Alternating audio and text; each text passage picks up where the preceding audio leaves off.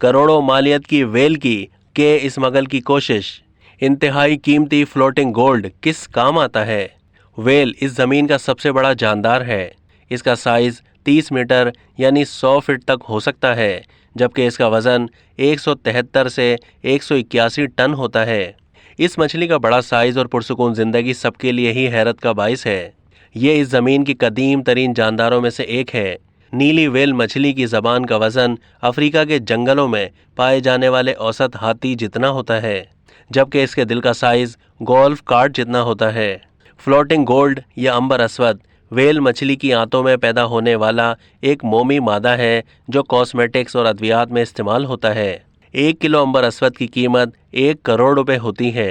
लखनऊ में पुलिस की खुसूसी task force ने एक गैंग के 4 कारिंदों को गिरफ्तार किया जो अंबर अस्वद को स्मगल कर रहे थे। छापे के दौरान पुलिस को 4.12 किलो अंबर अस्वद मिला, जिसकी मालियत 10 करोड़ रुपए बताई जा रही है। भारत के जंगली हयात कानून के मुताबिक वेल मछली की के फरोख्त करना जुर्म है। ये मादा खुशबुएं बनाने के लिए इस्तेमाल होता है।